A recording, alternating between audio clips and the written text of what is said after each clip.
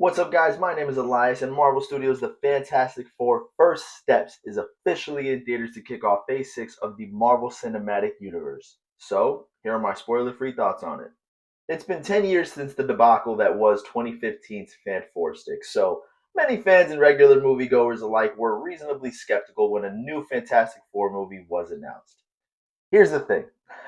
This new one was to take place in the MCU where 30-something other highs and lows all connected and culminated in massive movies like Avengers Endgame and Spider-Man No Way Home. Needless to say, a lot was riding on this to break the Fantastic Four movie curse of low box office returns and mild critic scores. Thankfully, against all odds, this one absolutely delivered. Out the gate, director Matt Shakman introduces us to a retro futuristic version of the 1960s in a completely different Earth than the mainline MCU. The colors are vibrant, the villains are wacky, the world itself is all very fantastical. Sorry. And combined with this year's Superman, I think it's safe to say we're living during a renaissance of larger than life comic book movies. And I'm here for it.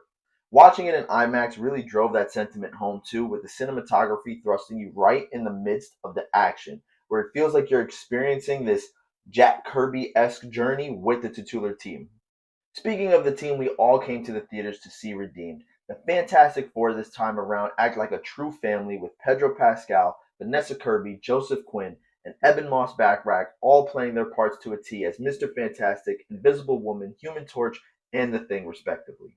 Now, with a baby thrown into the mix, the stakes have never been higher as the story forces the world's premier team of heroes to contend with the likes of the planet-devouring Galactus and his herald, the Silver Surfer, both of whom are finally true to form this time around, thank God, and create some of the most visually interesting scenes in the movie.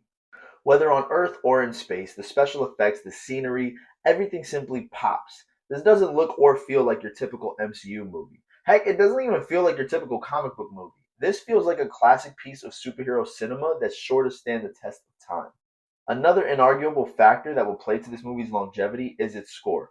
Michael Giacchino from The Batman simply did his thing when it came to providing first steps with an instantly iconic theme that everyone from moviegoers to comic fans alike can rally around. Fantastic Four! Another element that surprised me here is the sheer number of cameos and Easter eggs that would excite anyone who was a huge fan of the property with an eye for spotting obscure references. Every 5 or so minutes, I was just turning to my fiance like, oh, that person there is, or oh, that's from the. So the comic book fan in me was definitely having an absolute blast.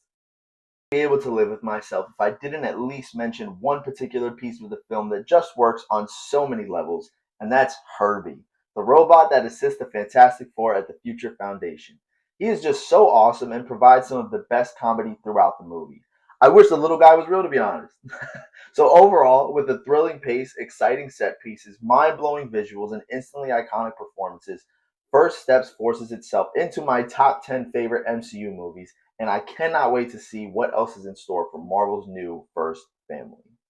Thank you though for watching, guys. Let me know in the comments if you've seen the Fantastic Four First Steps. What did you think of it? What were your favorite parts, your least favorite parts? And if you haven't seen it yet, how excited are you for the start of Phase 6 of the Marvel Cinematic Universe?